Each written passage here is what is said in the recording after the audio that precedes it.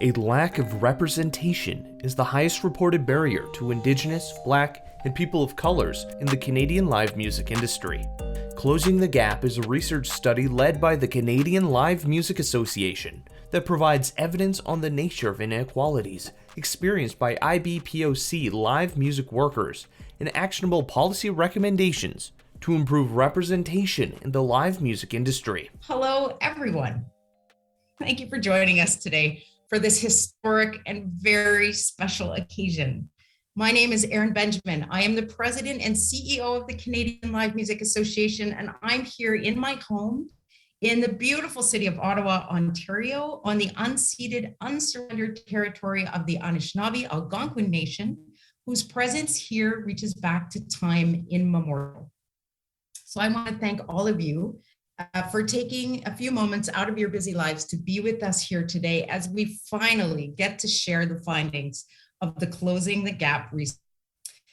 You're going to hear all about it as we move through today's program, but just before we get to that, I would like to speak briefly about why this project matters, about why we undertook the work when we did, which happened to be at the hardest time in the history of our industry.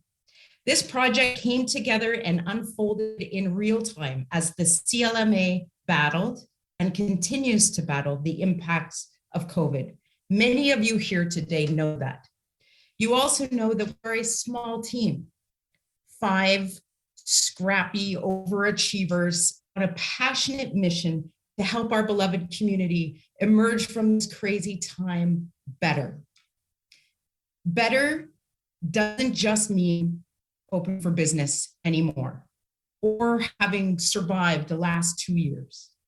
Better definitely doesn't mean status quo. Better means more excellent. Better doesn't just happen. We undertook this work because it's our responsibility as the National Association to provide the kinds of tools and resources that help us all to be better. And not engaging head on would surely have been a wasted and missed opportunity, especially at this time in our history. The Closing the Gap research adds to mounting volumes of irrefutable data, statistics, and information, all of it in our hands now. Stories from our own community, helping us to get into the actual work ahead.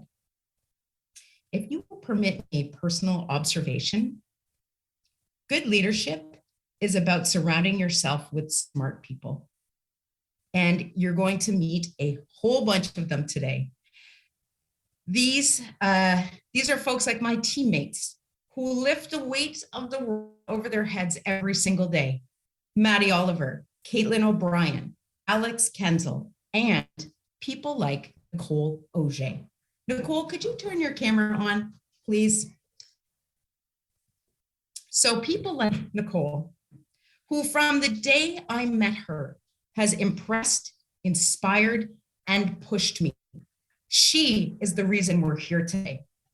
She, the team, all of the funders and organizations and contributors who believe in this work and who have collectively brought us to this moment, I want to thank you all. And Nicole, on behalf of the entire Canadian live music industry, as your boss, as your friend, as your biggest fan, and in front of everybody watching today, you are the future of our industry. And I believe that history will look back on today as a truly meaningful turning point. You have given this work everything you have, and it shows. The universe brought us together for many reasons, and we're grateful. I'm grateful for the opportunity to work with you to help close the gap and open doors as we seek together to authentically foster an inclusive, equitable live music community.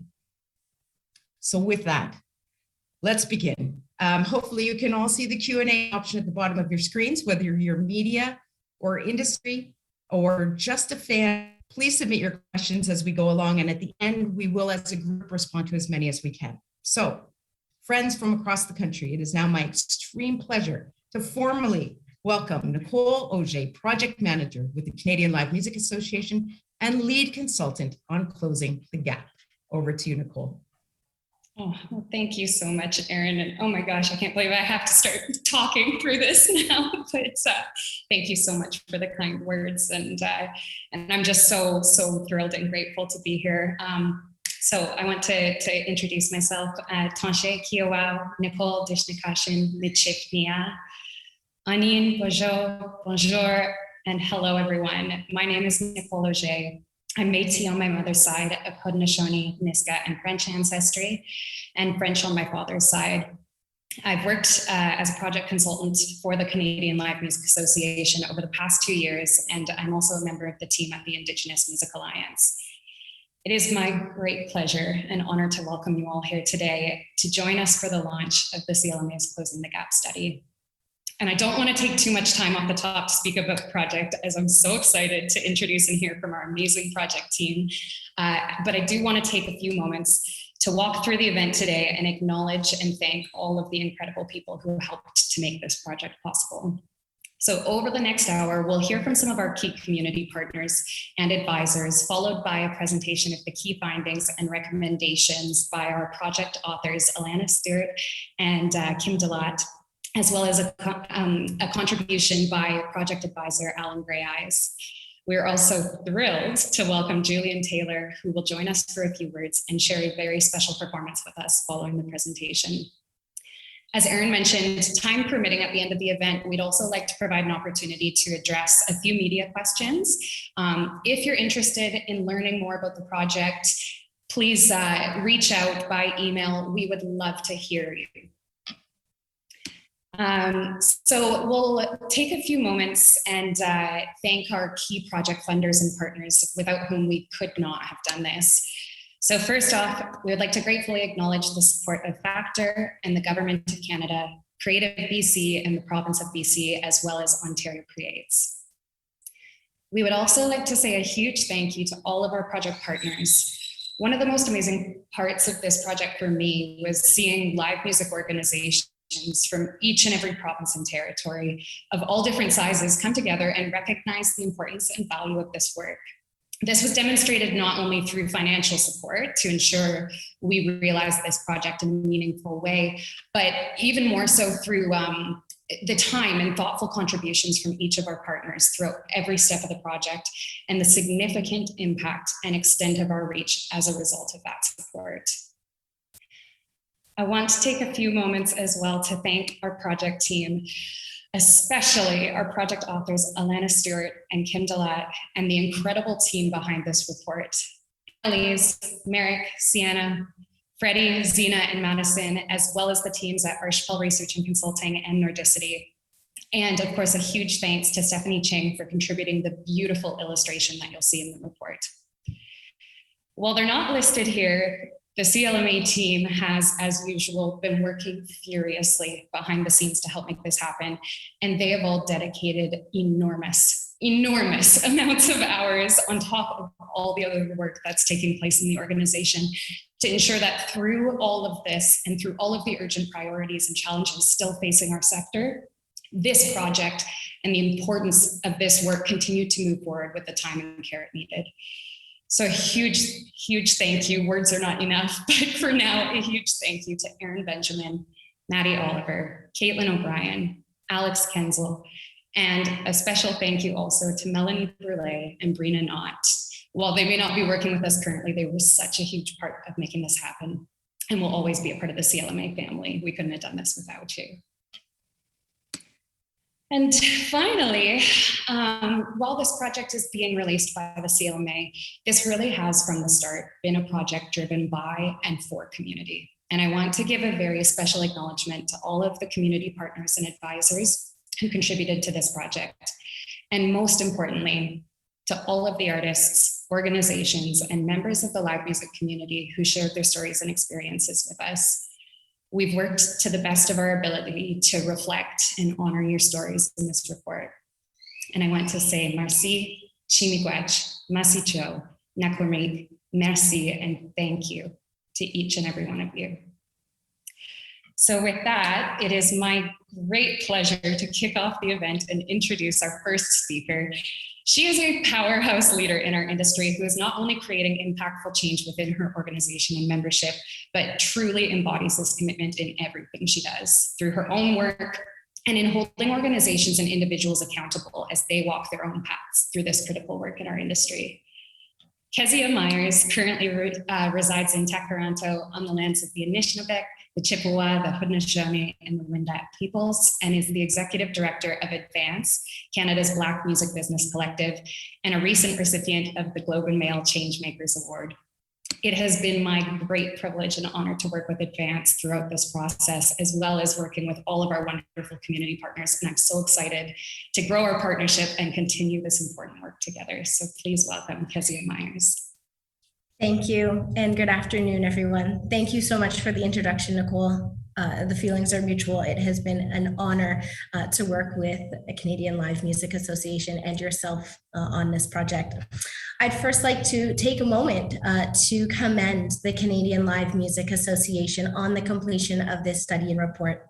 I also would like to highlight again, Nicole, for your incredible work as project lead, and to highlight Aaron Benjamin, the CEO and president of CLMA. It is great to see steps being taken and a light shone upon the shortcomings of the live music industry space, an opportunity to look at recommendations for improvement. As Canada's Black Music Business Collective, we are committed to leading the change within the music industry, to collaborate with all of you, my industry peers, to address bias, prejudice, and racial inequality. Advance took part in many aspects of this study to ensure that when there is a study about us, that it is developed with us. To that end, we will continue to collaborate with the Canadian Live Music Association in the work ahead. This study and report is a positive step in the right direction with actionable items that we are all encouraged to reflect upon and work towards. We know that artists don't all have the same performance opportunities. We recognize that all live event producers do not receive equal treatment. So as a collective body, it is imperative that this is addressed with change and togetherness in mind. We need to remain purposeful, intentional, and progress-driven. So what is an action that we can take now, you may ask? I would ask you all to look at your companies, your organizations, the staff within, and take note of the number of Black music industry professionals that you have employed. Advance has a job board that is updated bi-weekly, highlighting opportunities within the industry. If you haven't utilized this as a way to reach the Black community to diversify your workforce, please do so. And you can reach out to Advance. We will put it on a platform to ensure that you receive Black candidates that could be working within your organizations and companies. We also recognize that live event producers are few that are Black within this space and want to ensure that venues continue to support live event producers of all cultural backgrounds. Effective change can come from hiring people and working with people from diverse cultural backgrounds. Let's work together to focus on ensuring that all people are treated equally, fairly, and are able to thrive within the live music industry sector. As Nelson Mandela says, we can change the world and make it a better place, but it is in our hands to make a difference. Thank you so much, and I hope you enjoy the rest of the day.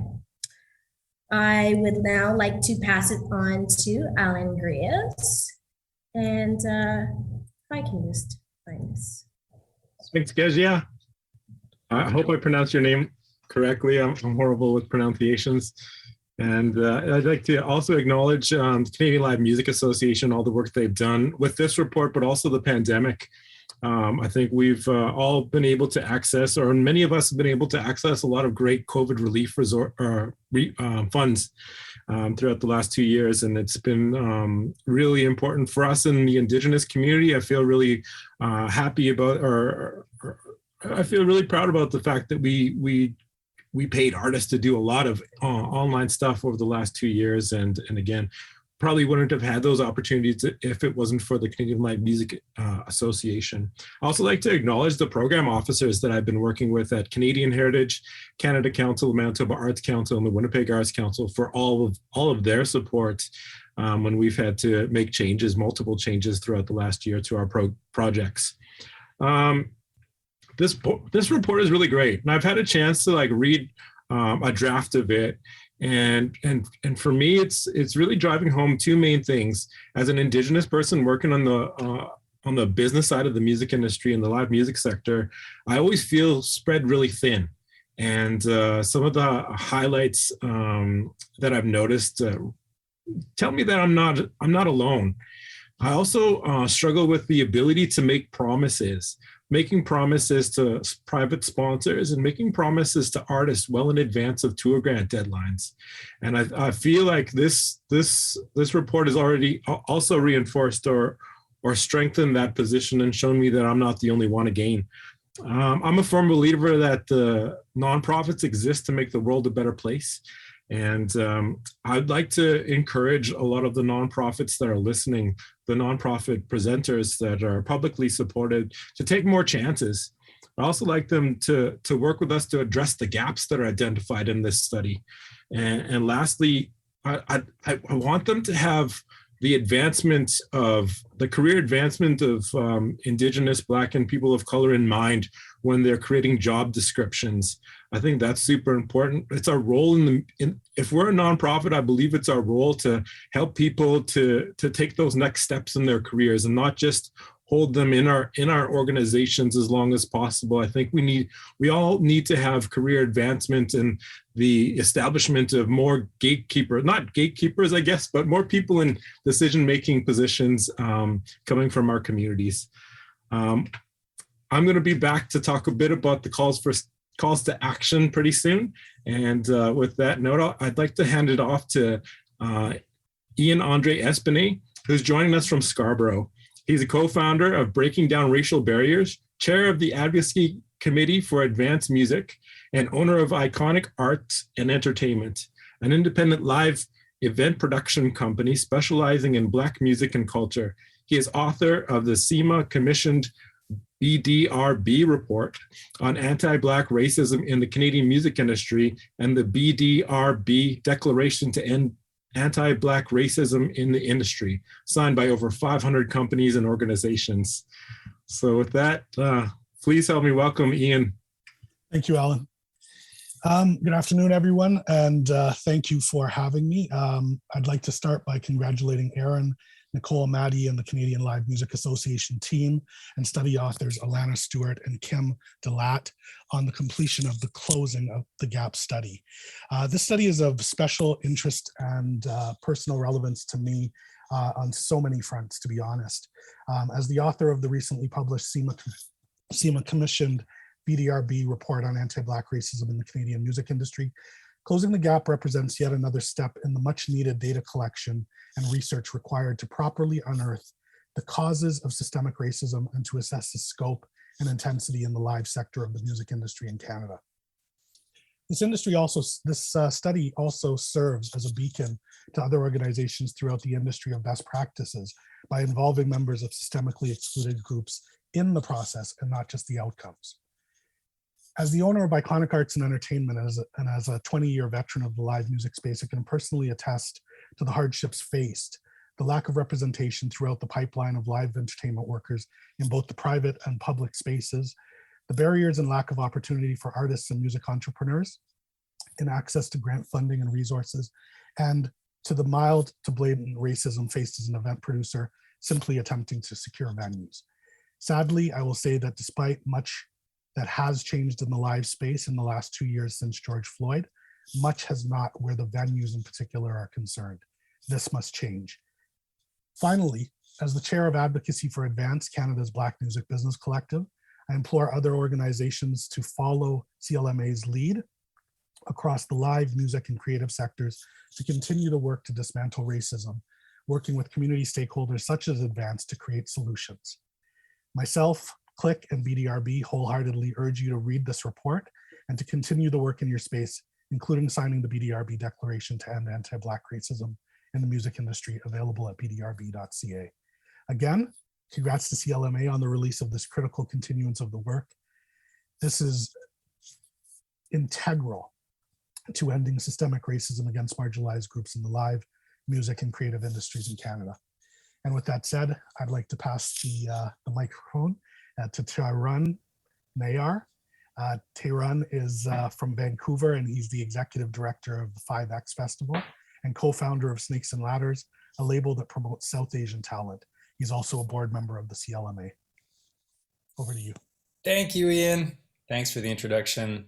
Hi, everyone. I'm currently on the unceded territories of the Musqueam, Tsleil-Waututh, and Squamish peoples in Vancouver.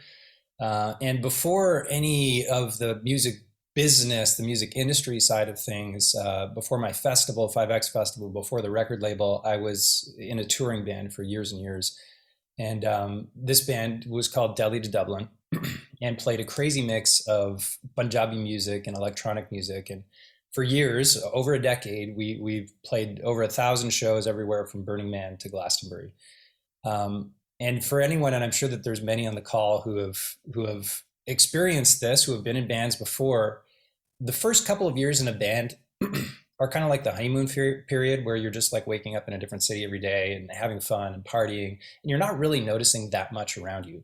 But it was only really year 3 or year 4 where we started to notice a pattern, especially in Canada. No matter where we went, what festival we were playing, all of the organizers, I'm not going to totally generalize, but I'll say most of the organizers, most of the audience, most of the promoters, most of the record label execs, most of the agents we met were white. And this started to really kind of drive us crazy, because we were like, why is this happening? Like, we know South Asian people love music. It's not like our community doesn't like music, but unless we're playing in the community itself, like at a banquet hall or a wedding, there was no South Asian people around. And this makes even less sense in Vancouver and Surrey, where some of the biggest South Asian pop stars ever, like people who are doing hundreds of millions of streams on their singles, we're not seeing those people reflected in gigs. To date, the only South Asian act that has ever played Vancouver's iconic Commodore Ballroom is Delhi to Dublin. And so I think what's so powerful is that this study that we're about to hear about addresses some of this dissonance that many IBPOC people across the country working in the live music sector have felt for basically our whole lives. Like, why are we not seeing representation in the work environments, in these environments that we're choosing to live in? And I think perhaps most powerfully, it puts numbers and statistics to some of these phenomena that we're familiar with already. And we all know that it's the numbers that actually change policy. So it's my sincere hope that the recommendations that are just an integral part of this powerful study, that we can challenge ourselves to really embrace these recommendations and achieve our full potential as an industry. I really want to, congratulate the rest of the CLMA team, to all of the different writers, to all of the different folks who have been a part of this massive study that's literally been undertaken over the course of years and during a pandemic. My sincere gratitude, and really looking forward to the rest of this. Thank you for allowing me to speak. Thank you, Taran, so much. And to all of our amazing community partners and advisors, your voices, knowledge, and support have been vital to our ability to move this project forward in a good way, and to be as inclusive of and to reflect as many voices and perspectives as possible. Thank you for everything that you all do on a daily basis. And on that note, it is my immense pleasure to introduce our project authors, Alana Stewart and Kim Delat. I want to share just a little bit of context. So I first reached out to Alana back in August 2020, knowing her work as an artist, but having recently learned about her research in this area. And when we first began this process, we spent a huge amount of time in conversation with different community members to help us better understand the complex issues and needs within our live music community across the country. And this was a critical part of our learning journey, which continued as we strengthened and formed new relationships, heard from more voices, and began to shape what this project would look like.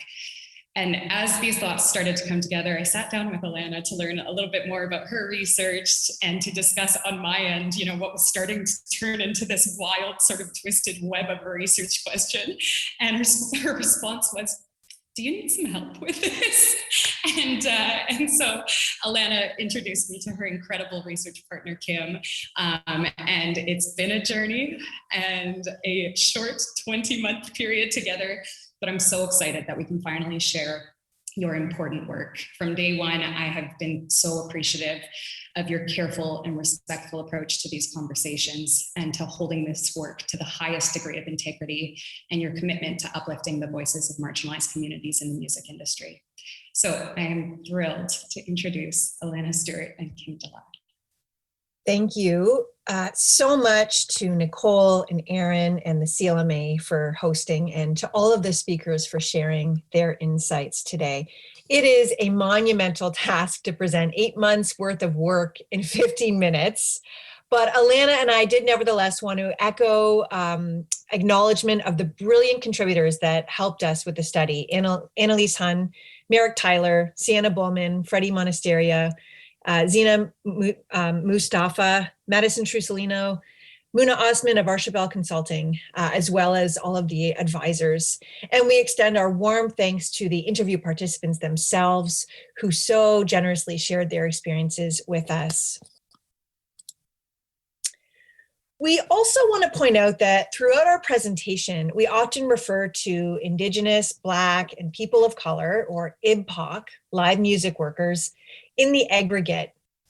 This goes against the spirit of the project in a way, because the project seeks to amplify variation and difference in people's experiences, and recognize that people's identities aren't necessarily neatly grouped into categories, right? We want to work against this box ticking imperative that is such a part of our working lives and lived experiences.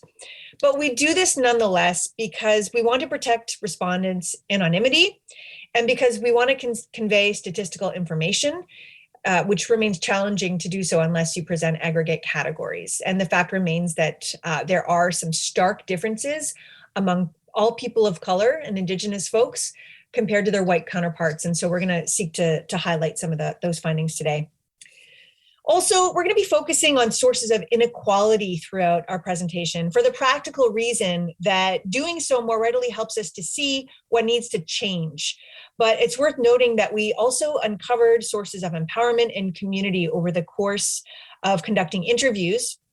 And we're happy to speak about the positive aspects of community building being undertaken by members of the IBPOC live music community in the Q&A. So this study consisted of economic and demographic survey data collected and analyzed by Nordicity Consulting.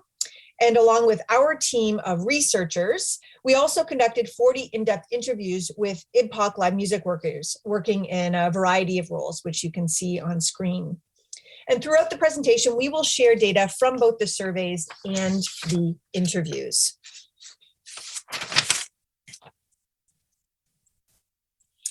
So to start things off, the survey data show that IBPOC live music workers are disproportionately represented as artists as opposed to entrepreneurs and workers. This means that IBPOC artists do not have the opportunity to connect with people in behind the scenes roles that might be able to relate inherently to their genre of music and to their experiences. In addition, relative to their proportion in the population, they are underrepresented overall in the live music sector. IBPOC live music workers do not earn as much as their white counterparts. They make on average over $11,000 less per year. Nordicity estimates that if IBPOC live music workers and artists earned the same as their white counterparts, they would add an additional $202.2 million to the industry's annual GDP contribution. The survey data also revealed other sources of inequality. IBPOC respondents were 8 times more likely to report working a part-time job outside of the live music industry. This means these people have less time to dedicate to their crafts or to forge connections through a related job within the industry. And IBPOC survey respondents also frequently cited items like high turnover rates and nepotism as barriers to workplace inclusion. You see a bunch of information here on your screen, but I want to focus on one of the findings relevant to the various Indigenous communities. Indigenous survey respondents were more likely to cite a fear of losing control over their stories and decision-making as a barrier to accessing industry resources. This finding speaks to Indigenous peoples' experiences with cultural appropriation and cultural genocide. Because of this, Indigenous respondents preferred to maintain as much control as possible over the artistic process. But as Alan suggested in his comments, with this comes increasing responsibilities and attention that has to be divided across multiple roles and domains. And this can be very labor intensive. Oops. Survey data also demonstrate that the top 4 reported employment positions among white live music industry workers are gatekeeping positions, such as being a venue owner, a live event producer, a festival programmer, or promoter. And this matters because these are the roles that most directly lead to performance opportunities. So it would obviously be very helpful if they were distributed more equitably. In addition, funding remains a challenge for applicants, for IBPOC applicants, for many reasons, including eligibility criteria and a lack of awareness of funding opportunities. And when we address our recommendations, which Alana is going to get to shortly, we will talk in more detail about some proposed solutions to leveling the playing field regarding access to funding. Inequality is not experienced uniformly across groups. The women of color we interviewed are especially underrepresented, both in the survey data and among the interview respondents. And this means, ironically, that they are more visible. They don't get to blend into the majority. The hypervisibility and underrepresentation of women of color live music workers led many of them to report feelings of imposter syndrome. The women of color we interviewed indicated that it took them much longer than their white peers to realize that they were just as capable to pursue careers in live music, and particularly in technical roles. And because they got a later start on their training, their earnings trajectory are stunted relative to their counterparts, their male and white counterparts. Interviews also revealed what we refer to as a complicated relationship to whiteness. Whiteness in this context refers to the social and economic benefits afforded to people based on their proximity to power and status and decision-making authority. White and white-facing people are most likely to benefit from whiteness and are least likely to have their competence and expertise questioned. So for example, 51% of Black respondents, 47% of people of color respondents, and 40% of Indigenous respondents felt they had their qualifications or authority questioned over the course of their career. None of the white respondents indicated the same. Because of these types of patterns, many interviewees report code switching in an effort to fit in. Code switching is an adjustment in language or expressions to create comfort in others in exchange for access to resources. So it means, as one small example, it means policing oneself to ensure that you use the term soundscapes instead of beats on grant applications to ensure that your application gets a second look. But in many bigger ways, it means suppressing authentic aspects of yourself. And over time, this can lead to stress and burnout. Now, this is just a fraction of the very many research findings, and we encourage you all to read the full report as an additional selling feature. Are you all familiar with Cole's Notes? Do you remember that they give snapshots of literary masterpieces? Well, we provide our own Cole's Notes version, a very nicely laid out summary in the report. So we encourage you to read the full thing, but we also encourage you to read the summary that goes into more detail about the many findings that emerged from this study. But for now, I'm going to pass it over to Alana, who's going to present our recommendations. Thank you, Kim. So now we have a clear picture of the issues permeating Canada's live music industry, which can be daunting to face. I also think that it's important to recognize that those bearing the brunt of these issues, IBPOC folks, may have some justifiable cynicism around the effectiveness of reports like this and actually creating meaningful change. I recognize that. A positive to build on is that the majority of white survey respondents who are best positioned to make wider industry change shared that the primary reason they're working in the live music sector is to impact people's lives. So building on that good intention, we're going to share some recommendations. And as Kim said, we all have limited time, we have limited capacity. So rather than go through every single recommendation, what I'm going to do is share the underlying principles and some of the reasoning behind some of these recommendations and give you a bit of a snapshot of what you can find in the fuller report or the summary. But before I get into it, we want to be clear that, we want to be clear and we want to be real about these recommendations. One report will not eradicate racism. That is just the truth. And inequality can't be addressed with an a la carte menu of to-dos and not to-dos.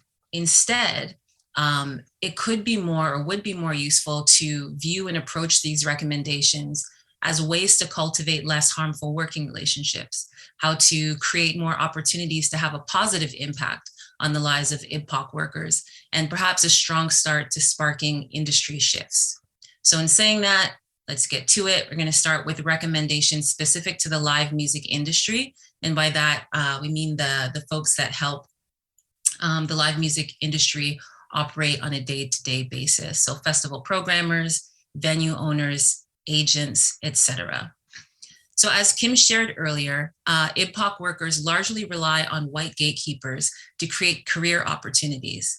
And the recommendations for this sector largely focus on encouraging those in power to first promote transparency, make known resources, knowledge, opportunities available to those who may not be in the know due to gatekeeping. So for example, privately owned venues can make rental fees publicly available. And what this is meant to do is to curtail discrimination against booking genres where IBPOC artists, workers, and audiences are more highly represented. Some participants reported that they were quoted higher rental fees for booking hip hop shows. And second, industry recommendations address gatekeeping issues by opening access to market development opportunities and/or industry knowledge through programs such as Behind the Board, which offers paid live sound tech job shadowing for socially marginalized workers, especially women and non-binary sound techs. Our final recommendations address the mental health issues that are embedded into the broad live music industry. And this was actually a significant personal and career concern for all survey participants. So for POCs, Indigenous, Black folks, and white folks alike. So an example of a way that we can address, a manageable way we can address mental health issues or shifting the culture around mental health issues in the live music industry could be, for example, venues providing a wider selection of non-alcoholic beverages or financial compensation in lieu of complimentary alcohol. So those are a couple of examples and some of the underlying principles behind the industry recommendations. Moving on to government and funding bodies, and this is significant because lack of funding was identified as one of the greatest barriers to advancing the careers and supporting the careers of IBPOC workers. The issue is that there are barriers to that funding. And so this study has demonstrated the need to clear the pathway to funding for IBPOC workers. Presently, eligibility requirements, so restrictions on for-profit versus not-for-profit models, by invitation-only policies, eligible expenses, language barriers, technology, levels of literacy, et cetera, are all barriers to this funding. So again, being real and being practical, there is only so much funding available. So some eligibility criteria are necessary, but what the government and funding body recommendations address is how the processes and practices these criteria are founded on don't always account for the ways systemic racism may prevent IBPOC workers from even applying, never mind receiving funding.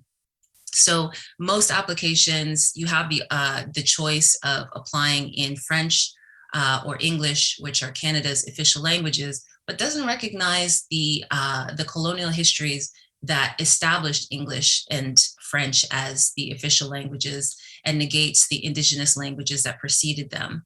So what we've done is we've identified ways of disentangling systemic racism and colonial histories from funding body procedures.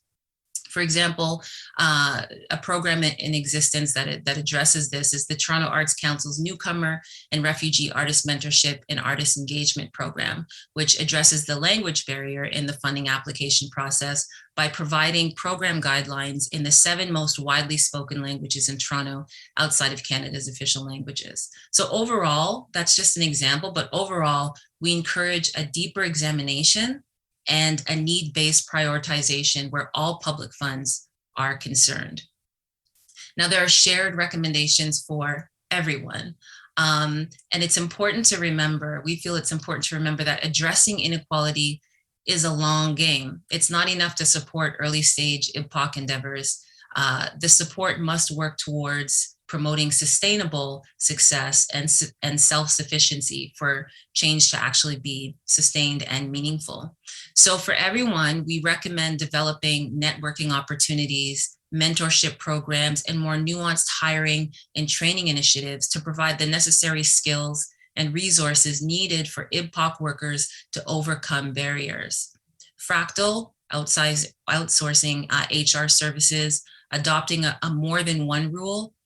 So yes, we're seeing more increased racial and ethnic diversity in positions of power, but for folks in those positions to feel safe enough to speak up and contribute a diversity of thoughts and ideas, creating that sense of belonging by not having them be the only one is a simple way of doing that. Probably more complex in practice, but is some low-hanging fruit there. So overall, we're considering ways of not simply allowing IBPOC workers to survive the music industry, but also to thrive. And finally, we have recommendations for Indigenous, Black, and people of color. Again, some clarity here is necessary. Reshaping workplace cultures to be safer and more inclusive for IBPOC workers is not the responsibility of IBPOC workers themselves. At the same time, making these recommendations assumes that folks want to change. And the truth is, some don't. But for those that do, and we do believe, as the data backs up, most do want to see this change happen. Change is hard and it's slow. So in the meantime, developing tools for self-empowerment and a repertoire of practices that enable IBPOC workers to advocate for themselves may be necessary, albeit unfair. So this section, we're also encouraging ways of healing internalized forms of discrimination so that as IBPOC workers are increasingly hired in leadership roles, adopted harmful processes aren't being perpetuated. So overall, this section offers some community-centered ideas inspired by the study's findings that may help IBPOC workers self-advocate, support each other, and create a sense of agency as they continue to grow in their careers. So that is a summary, a snapshot of the recommendations that we made. I encourage you to read through the recommendations. And again, if you're strapped for time or capacity, you can access some of the recommendations in the report summary and then follow up with a deeper dive later. Thanks for listening. Gonna welcome back Alan Greyeyes to share the calls to action that he contributed to the report. Thanks, Alana. So I'm not going to actually read through all the calls to action. I'm going to ask you all to maybe review them on your own. I think like the calls to action really come from the idea that the Truth and Reconciliation Commission introduced with their calls to action in 2015. And for me, I always felt like the arts has a larger role to play in truth and reconciliation in Canada. And so this started as kind of a passion for me. And it's also a project that I've been working on with the team at the National Indigenous Music Office. I think these really represent a lot of my experience and my perspectives. And I think we all, as a community, we all have so many great other things to add to this. And so again, this is coming from the perspective of a music presenter or a nonprofit organization. And the other thing I do is artist management. Before I jump into it a bit more, I just wanted to say again, just reiterate the fact that I'm spread really thin. And that's a result of us as an organization not having access to core or operating grants. We were incorporated in 2015, but because we didn't inherit operating grants, we didn't inherit audiences, we didn't inherit board members or organizational memory. And so again, a lot of Indigenous organizations across the country are in the same boat as us. Many of our counterparts in Canadian music industry were launched well before the closing of the last residential schools in Canada. And that gives us kind of some perspective on why the gap for us is so big. That gap, which is a direct result of residential schools, means that, you know, our artists don't have the same financial safety nets or support as our Canadian counterparts. And again, our organizations don't have the same level of operating support. And because of the lack of operating support, our organizations can't make promises to corporate sponsors. We can't make promises to artists well in advance of tour grant deadlines. And that's why we need the support of our presenting partners across the country. We need the Folk Festival Network to make it a priority to help our artists submit competitive tour grant applications at the December deadline. I've always felt really bad in my work as an artist manager and project manager. I've always felt really bad because we can't, oftentimes we can't advance shows when those requests are made for the summer touring months, because we don't have the same access to credit. We don't have the same financial supports. And again, if we're not getting offers until after the December tour grant deadlines, we're not able to manage our cash flow as well. And so again, these calls to action are meant to give you some tangible things to again, take action on, similar to what the TRC did across the country. And in closing, I'd also like to say that like the TRC calls to action, even though we're only mentioned in commemoration, in terms of commemoration, like us as the arts are only mentioned in terms of commemoration, there has been a lot of great things that have come out of the calls to action. And one of the biggest benefits that I really benefit from is the creating, knowing, and sharing department at the Canada Council. And without that, like our organization definitely wouldn't have been able to survive the pandemic.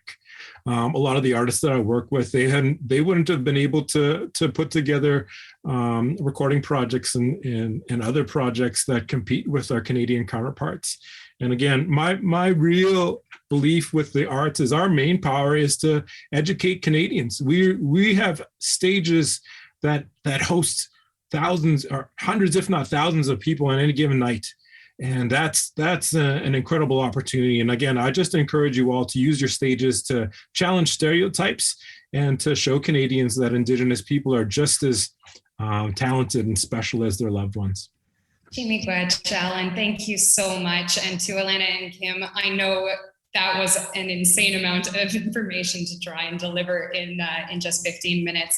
And so again, as Elena and Kim mentioned, this is just a very brief snapshot of the contents in the report. So please take the time, read the full report. It is so worth it. And there's so much wonderful content in here that we can all learn from. Now we're going to shift gears, and we are very, very excited to welcome and feature a special performance by Julian Taylor. Julian is a Canadian award-winning singer-songwriter of Mohawk and West Indian descent, who began his career as a teenager playing at local open stages around Toronto. Equal parts troubadour and soul singer, Julian has carved his own path, creating genre-free music with a generosity of spirit and a strong belief in the healing powers of song. And that, to me, has never been more true or important than it is right now. We've been so grateful, Julian, for the work you've been doing to raise awareness of the ongoing impacts of the pandemic on our live music community. And we're so excited that you were able to join us to share a few words as well as your beautiful music today. So everyone, please join me in welcoming Julian Taylor. Nicole, thank you. Merci beaucoup. My mom told me once that when my late Aunt Cindy was a little girl, that she used to get so excited when someone who looked like her came on the TV screen. She used to shout out loud and say, look, same as me, Ma. And that's so important. I don't know how important people realize that is. A big thank you to the Canadian Live Music Association for having me and for doing this work, to Aaron, Maddie, and Nicole, and everyone involved in creating this report. This is a beautiful moment and such important work. It's the first time in my career that I've seen anything like it, and it makes me very proud. The definition of what music looks like and what it sounds like has always been very different. And to me, what music sounds like has always been the most important part of the message. It is, after all, a universal language. And when I was asked to participate, one of the things that I mentioned was that while I understand the concept of having an all-woman stage or an all-Indigenous stage or a persons of color or an LGBTQ stage at a festival, I've always secretly wished that they weren't actually needed. And I know that the idea behind them is meant to be inclusive and come from a good place, but sometimes it doesn't always feel that way deep inside. And I hope that doesn't sound harsh. I'd like to try to close the gap and try to get to a place where we may not need them, because everyone is welcome on the main stage for what they do and not who they are culturally. I mean, I've been afforded many opportunities in my career as a result of this. And I think that for me as a performer, closing the gap, and I love that title, means slowly dispelling tokenism, because it can also divide people. In reading the report, I felt that some of these concerns and so many more have been looked at and are being addressed. And I'm, like I said, very proud. One of the other things that I noticed and that I'm hopeful about is seeing more marginalized people in the live music workplace. After a 20+ career, I can comment on how rare it's been to see those people. And I've had difficulty finding those people. Advanced Music's got their job postings, which is great, but hey, we'd all love to meet you. I'd love to meet you. And you know, if there's sound men and women out there and people that would like those kind of gigs, reach out. I'd love to meet you. So thanks again to CLMA. It's an honor, and thank you to everyone for this important hard work that you're doing. To Alana, all of our speakers today, your contributions are invaluable. Your leadership is deeply, deeply appreciated. I would like to invite all of our speakers and team back on screen so that we can wrap up with a thank you to everyone. Friends in the Canadian live music industry, you are looking at some of the hardest working people I've ever met. The most beautiful, the hardest working, the most inspiring, each and every one of you.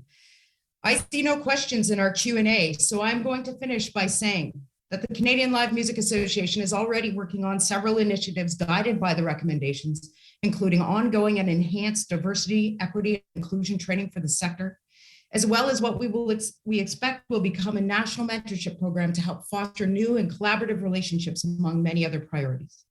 As importantly, we hope that closing the gap will inspire you to take action directly, your organizations and your companies.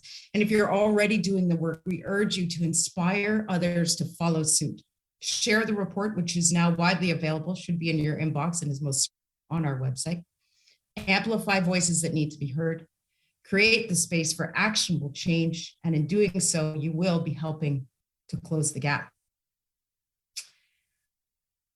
I think that is all we have. Nicole, do I get a thumbs up? Once again, friends from across the country and around the world, I can't thank you for being here with us today. To our amazing team for making this happen. This is when the rubber hits the road. The real work begins today. Thank you for your inspirational thoughts, words, writing, music, and we will see you again very soon. Please download and read the report. The executive summary is at the top of it. It is weighty, heavy, but every word matters. If you have a story you'd like us to share or communities we should highlight, leave a comment on our social media or reach out to us on our website. I'm Ryan Funk. This was You Talk, and have yourself a good one.